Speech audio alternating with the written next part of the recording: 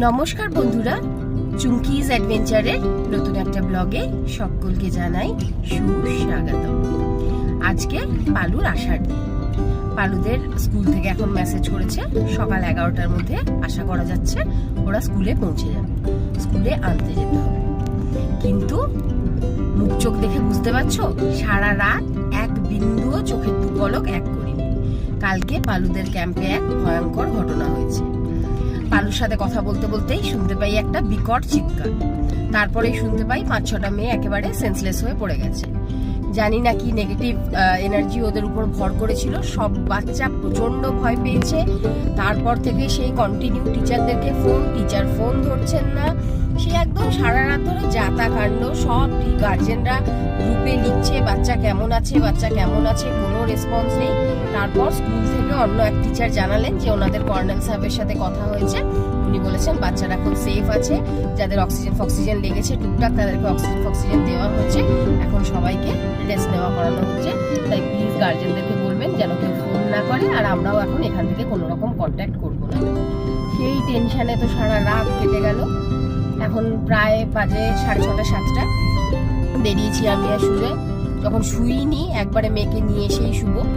তো বেরিয়েছি এখন একটু বাজারে, মেয়েটা এতদিন পর আসবে, যাচ্ছি একটু মাংস একটু ফল সব নিয়ে আসি, কি খাবে এসে জানি না।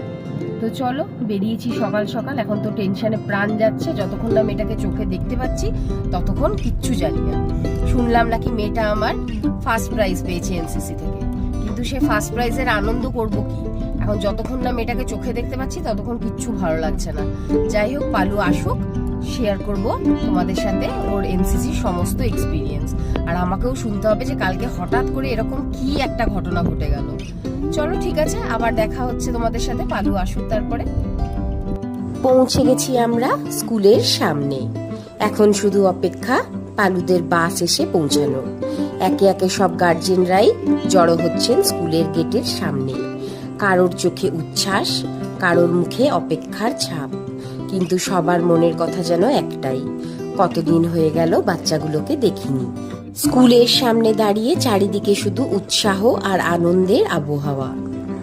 কেউ ফোনে খবর নিচ্ছেন, কেউ দূরে তাকিয়ে বাসের অপেক্ষা করছেন, আর আমরা সবাই অপেক্ষা করছি সেই মুহূর্তটার জন্য, যখন বাস থেকে নেমে আসবে আমাদের সোনামণিরা মুখ ভরা হাসি নিয়ে।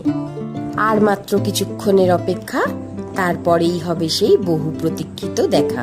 অবশেষে চলে এসেছে বাস। অপেক্ষার সেই দীর্ঘ মুহূর্ত শেষ হলো। একে একে বাস থেকে নামছে সবাই।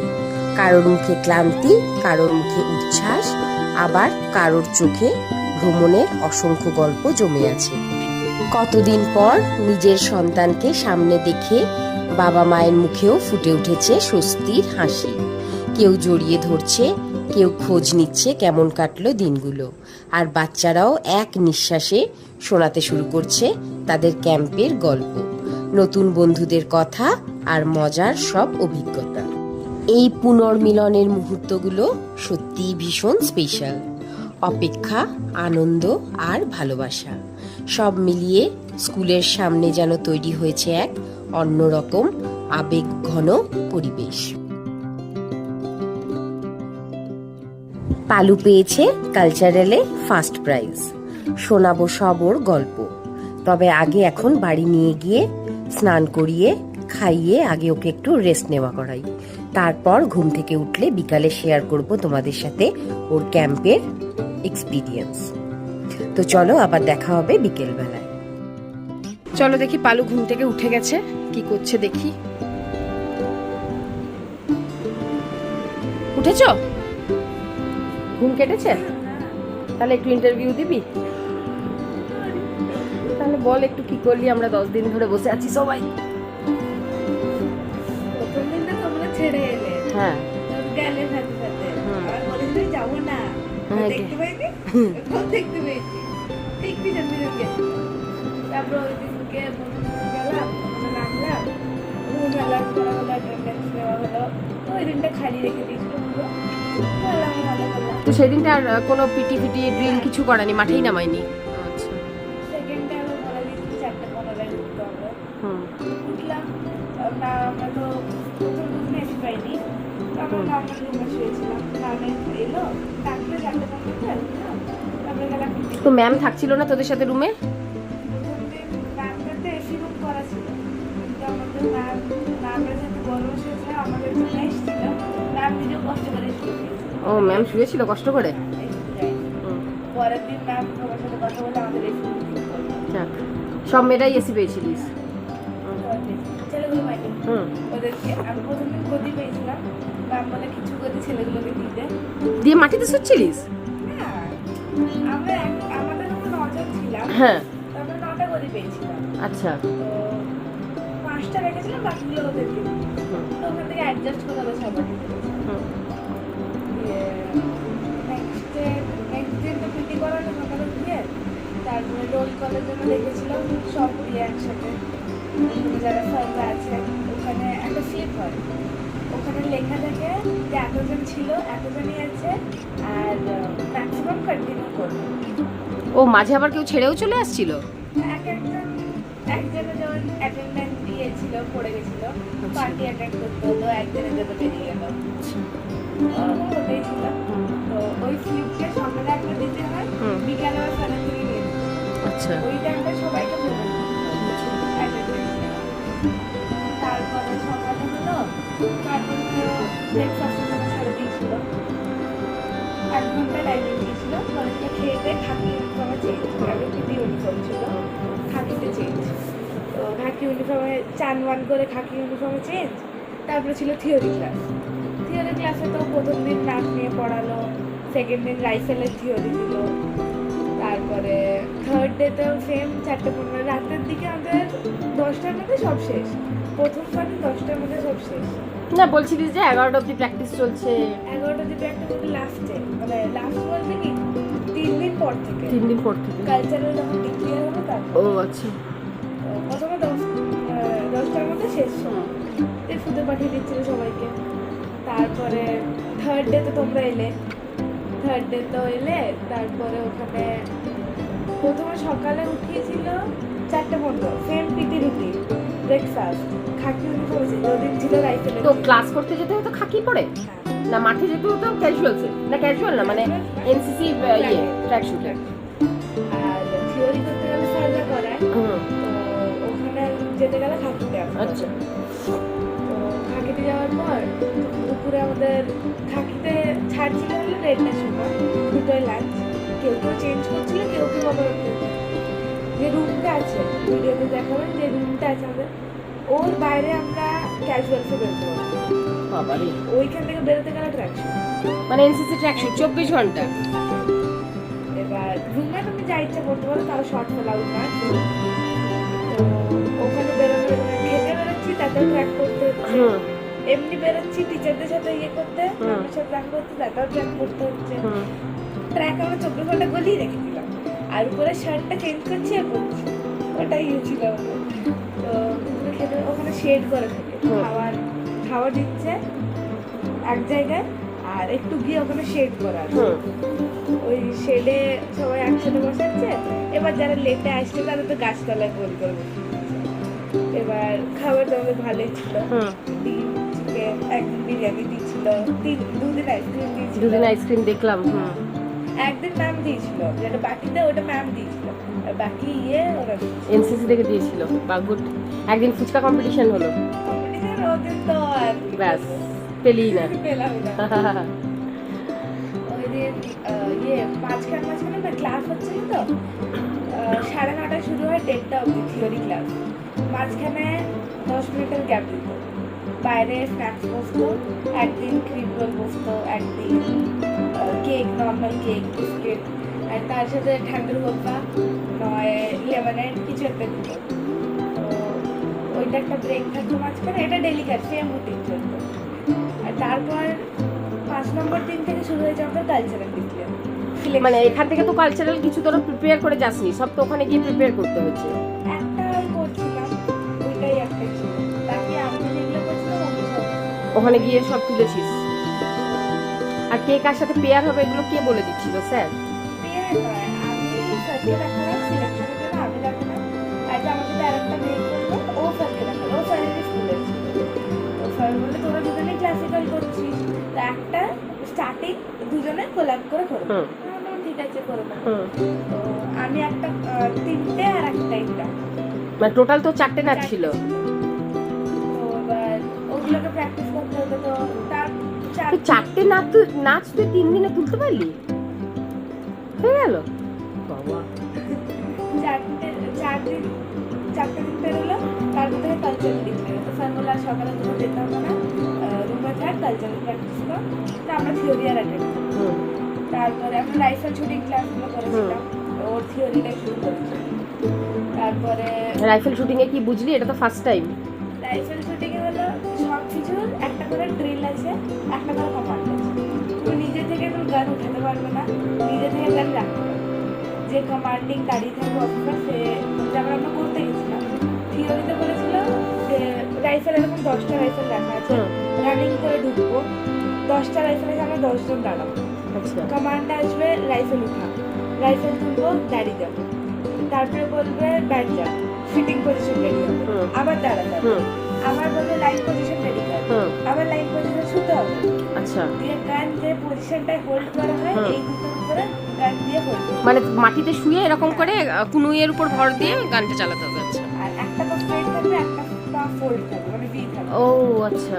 নাহলে গানগুলো যে ধরছিলাম টাইট হচ্ছিল কিনা তার সামনে থেকে টেনে দিচ্ছি। আচ্ছা, মানে হোল্ডিংটা টাইট হয়েছে কিনা। আচ্ছা, তার সামনে থেকে টেনে দিচ্ছি।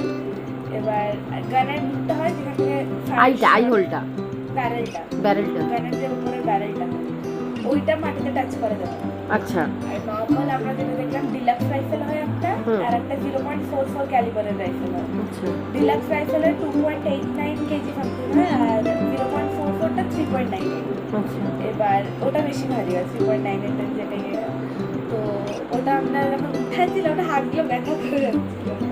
আর প্রথম দিন থিওরির দিন আমাদের ধরতে হয়েছিল, একটা গ্রিপ হয় সামনে, ওটাকে এইভাবে ট্রিগারের পিছনে ধরতে হবে, ট্রিগারে আঙুল যাবে যতক্ষণ না কমান্ড আসতে পারে। তারপরে এইভাবে ধরলাম, তারপরে কমান্ড আসবে ওপেন বোল্ট ওপেন হবে। আচ্ছা, গুলি ভরতে বলবে তখন গুলি ভরতে হবে, ক্লোজ বোল্ট ক্লোজ। বাহ, দারুণ তো। সব কমান্ড দিচ্ছে, পুরো ড্রিল এটা একটা। আচ্ছা, আর তারপর বললো ফায়ার, তখন ফায়ার হবে, আবার ওপেন বোল্ট, 5টা রাউন্ড হয় এরকম। তো প্রথম দিন তো হলো। তো কটা টার্গেটে মারতে পারছিলিস? প্রথম দিন 3টে গেছিল, তারপরে দিন 2টো গেছিল। 5টা করে রাউন্ড দিচ্ছিল, পার হেড 5টা করে গুলি। তো তোর অসুবিধা হচ্ছিল রাইফেলে? হ্যাঁ, চশমাটা আছে না, চশমাটার জন্য চোখটা আটকে যাচ্ছিল না? রাইফেলে হয় দুটো, একটা এম দিয়ে আর একটা আই। আচ্ছা, দুটোকে একসাথে এক লাইনে এম আর আই হোলটাকে সেম রাখতে হয়। প্লাস যে তোমার এমটা দিচ্ছি দুটো থাকে না, ওটা আমরা করছি 100 মিটার, ওটা 200 মিটার লাস্ট 50 তো 200 অবধি তোর আইসাইট যাচ্ছিল? 200 আমাদের দেয়নি। আইটিএফ ইন্টারন্যাশনাল রাইফেল আর ন্যাশনাল রাইফেল ওদের ওটা ছিল। আবার ইন্টারন্যাশনাল রাইফেল কম্পিটিশনও হলো? কলেজ 3rd ইয়ার, আমরা তো স্কুলে ফার্স্ট সেকেন্ড 3rd ইয়ার। আর এবার যে কলেজ গভর্নমেন্ট কলেজে মোটামুটি এনসিসি থাকে ম্যাক্সিমাম, প্রাইভেট কলেজে তো একটাও আসে। টিডিবি কলেজ ছিল, বিবি কলেজ, বিসি কলেজ, 3rd ইয়ারে যারা ছিল তাদের কম্পিটিশন ছিল। আমরা রুমে 9 জন ছিলাম, আর সাথে 4টে দিদি ছিল টিডিবি কলেজে, ওরা ইন্টারন্যাশনাল রাইফেল কলেজ 3rd ইয়ার। কলেজ থেকে এসেছিল? বর্ধমানের ছিল, ফার্স্ট হয়েছে এবছরে 4 বছর পর পর। ওদের রাইফেল ছিল 8 কেজি রাইফেল। 8 KG rifle? আর যদি ব্যারেল মেয়েগুলো তুলতে পারছিল 8 কেজি রাইফেল? যদি ব্যারেল একবার নিচে বলে মানে ডিসকাউন্ট ব্যারেল নিচে কাট। তো ওরা প্র্যাকটিস কোথায় করে? ওদের স্কুলে হয় রাইফেলের কোনো ইয়ে আছে ওদের? না, কলেজে ফার্স্ট সেকেন্ড ইয়ার। হ্যাঁ, মানে কলেজে রাইফেল প্র্যাকটিস হয় না, ওদের এনসিসি তে এসে প্র্যাকটিস করতে হয়? ওদের প্রত্যেকবার নিয়ে আসে রাইফেল। তে ক্যাম্পে খালি এসে কারো প্র্যাকটিস হয়ে যায় নাকি? ওদের রোজ প্র্যাকটিস করতে হয়? রোজ রাইফেল ওদের যেমন হয় রাইফেলের আলাদা ক্যাম্প হয়। হ্যাঁ, সেটাই বলছি, আলাদা একটা করে ক্যাম্প, ক্যাম্পে প্র্যাকটিস করাতে হয় না, না হলে কি করে ও শিখবে? আমাদের তো স্কুলে এটা ফার্স্ট টাইম, আমাদের দিয়ে হয় না। চোখটার জন্য খুব প্রবলেম হচ্ছে না রাইফেলটাতে? ওই এম করার সময় চশমার এই গ্লাসটা খুব ঠোকা খায়, আর চশমা খুলে তো কোনো প্রশ্নই নাই। আর আমাদের কাছে ম্যাক্সিমাম চশমা আছে, রাইফেলটা একটা সবার জন্য বড় কাজ। তাহলে লেন্স লাগবে তাহলে চোখে রাইফেলটা করতে গেলে না? চশমাটা ধোয়া লাগলো না, ওটা ডিসব্যালেন্স হয়ে যায়, ওটা এক জায়গায় থাকতে পারে। আর তুই প্রাইজটা কিসে পেলি? Solo dance. সোলো ডান্সে তোর ফার্স্ট প্রাইজ এলো? বলছি তারপরে রাইফেলের ইয়ে হলো তো, তারপর পরের দিন তো আমার ডেইলি কালচারাল প্র্যাকটিস চলছে, সকালে আসছে বিকালে ফার্স্ট দেখছে, একবার ফিওফার আসছে, ফিওফার এতবার করে সবাই চেক করছে। আর সিও স্যার কোথা থেকে এসেছিলেন? গুজরাটের ছিল, গুজরাটের অল ইন্ডিয়া ফিওফার, অল ইন্ডিয়ার সিও সিও।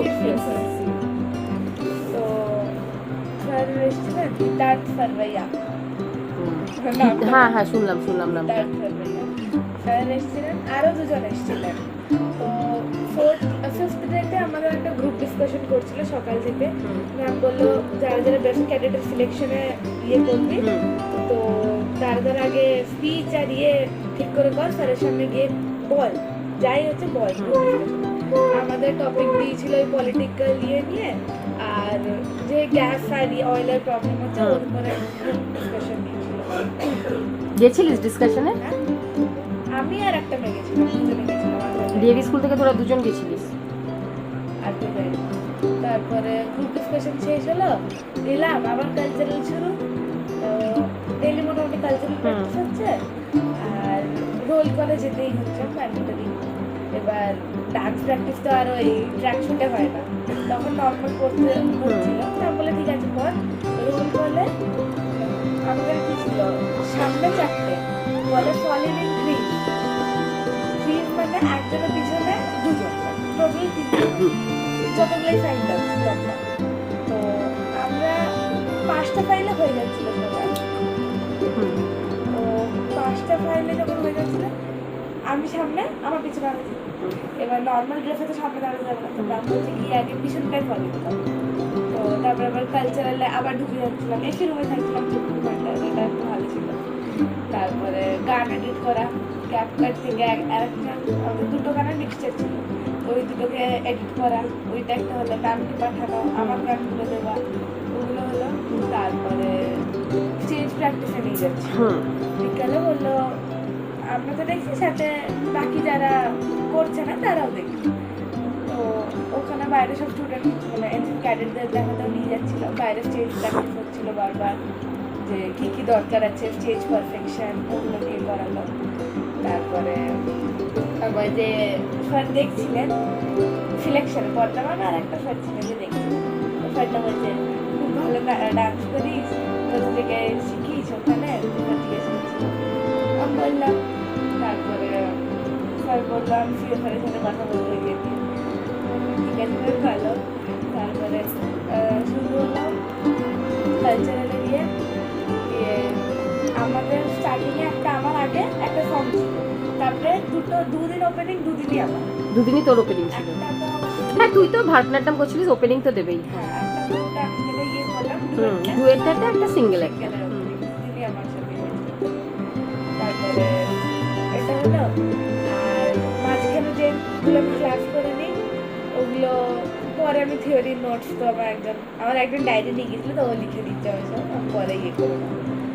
তারপরে এটা হলো থিওরি ক্লাসে, আর ওদের কম্পাস দেখিয়েছিল, ডাইরেকশন ম্যাপ পয়েন্টিং করেছিল, ওগুলো তো আমাদের হয়নি।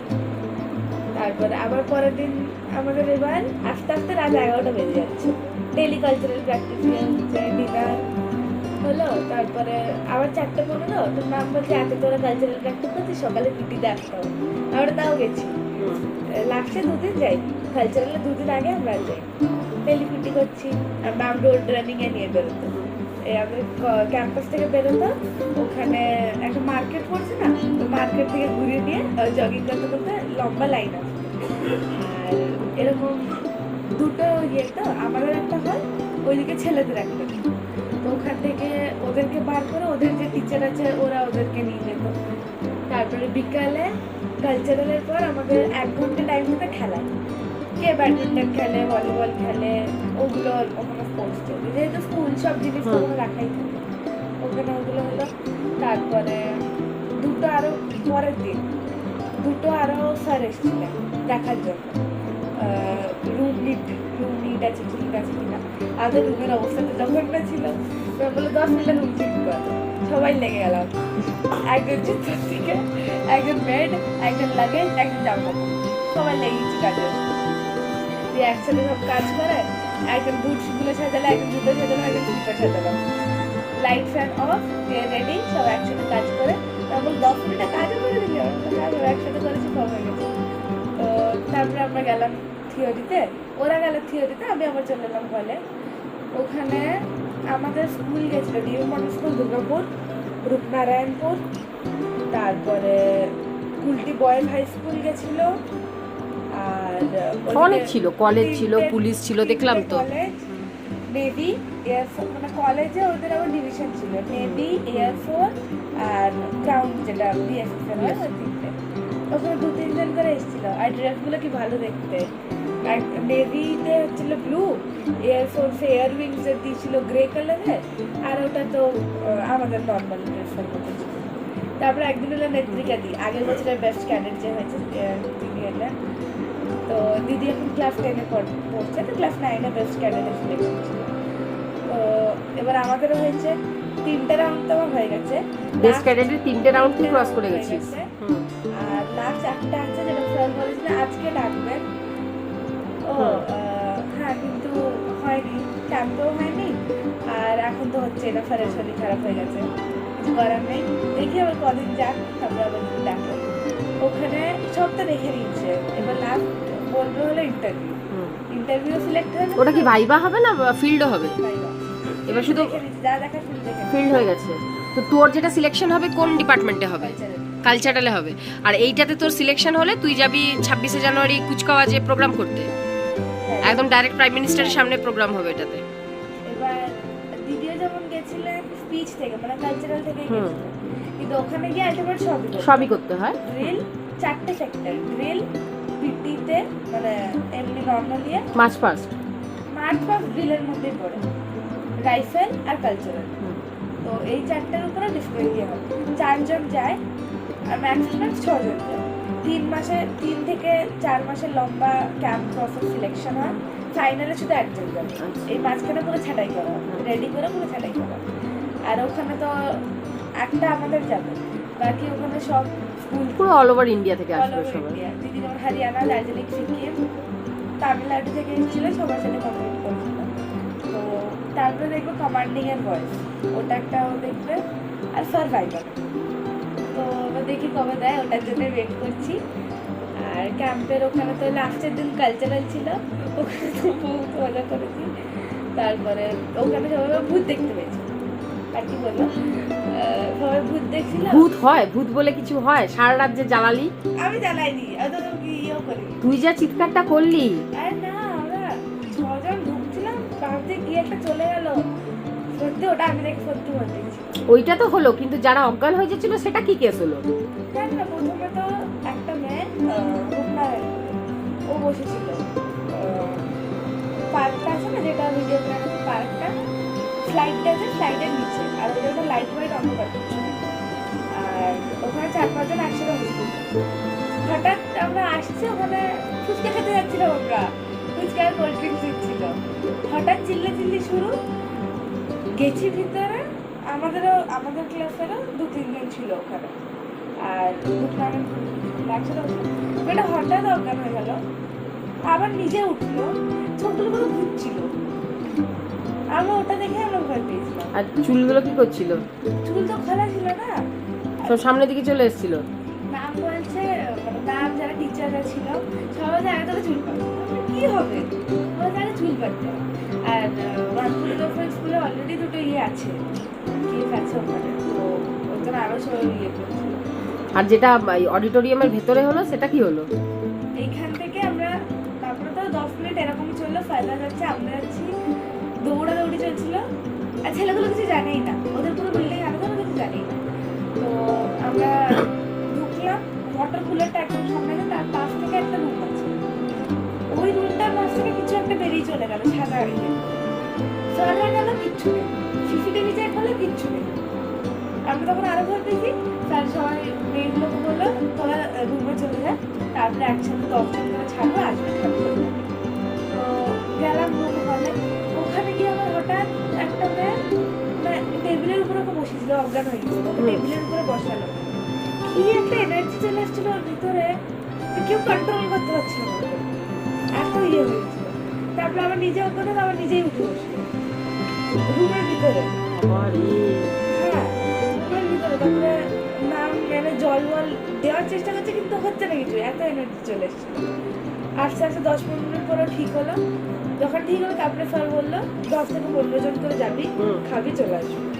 আর বেড যায় না, 11:30টার মধ্যে সব সব একসাথে বাইরে যাবে, 11:30টার মধ্যে সব। আর ওই দিন লাস্ট দিন ছিল, ম্যাম বললো রাতে যদি বেরোতে হয় ওয়াশরুম বা কিছুর জন্য, আমরা গেটে 2 ঘন্টা করে ইয়ে দিচ্ছি, 11:30 থেকে 1টা, 1:30, 1:30 থেকে 3:30, 3:30 থেকে 10:30, ওরকম 2 ঘন্টা করে ডিউটি দিচ্ছি। 3টে টিচার যাওয়ার থাকলে বলে যাবে, আমরা নিয়ে যাবো। রাতে দেখলাম কেউ যাবে না। তারপরের দিন তো সকালে আসা ছিল, উঠলাম। আর প্রাইসটা কিসে পেলি? মানে প্রাইসটা যে পেলি কালচারালে কি হিসেবে পেলি? কালচারাল তো যেদিন এইসব হলো ওই দিনই প্রাইজ দেওয়া নিয়েছিল। তো ফিওফার তো 2 দিনই এসেছিলেন দেখার জন্য। আগে ডাকলেন, তারপরে সব দেখলেন স্যার কালচারালগুলো। তারপরে স্যার স্টেজে এলেন, স্যার নিজে দিয়ে বললেন বর্ধমান গ্রুপকে সেগুলো দেখলাম। হ্যাঁ, তারপরে আমাদের মিউজিক, গ্রুপ মিউজিক থেকে শুরু করলেন, ফার্স্ট সেকেন্ড থার্ড। তারপরে আমাদের সোলো ডান্সের ফার্স্ট সেকেন্ড থার্ড। তারপরে দিয়েছিল গ্রুপ ডান্স, ডুয়েট, ওইভাবে শেষ হলো। তো কালচারালটাও ফার্স্ট গেলাম, স্যার কংগ্রাচুলেশন করলেন, স্যারও বললেন ভালো ডান্স করি আমি। তারপরে এগুলো শেষ হলো। পরের দিন সকালে ব্রেকফাস্ট করালো, তারপরে তো বাস ছাড়লো, ওগুলো তো ভিডিও দেখলাম। হ্যাঁ, 11:30 আমরা 12টায় বেরিয়েছি। 11:30টায় আমাদের ইয়ে দিচ্ছে, লাঞ্চ খেতে নিয়ে দিল। কেউই খাইনি আমরা ওখানে।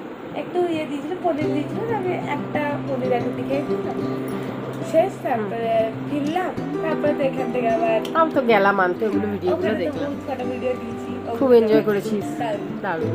আবার ক্যাম্প আছে, CATV-PD2 আবার উইন্টারে আছে। উইন্টার ক্যাম্প আমি জানি না এবার আর যেতে দেবো কিনা। এই অনেক হয়েছে না বাবা, সারা রাত ঘুমাতে পারিনি, এই অনেক হয়েছে। ইয়েতে ওয়েস্ট ক্যানেট হয়ে যায়, তাহলে তো 6-7 মাস ঘরের বাইরে, দিল্লিতে 6-7 মাস আসা যায় না ঘরে। এবার ওটা দেখা যাবে।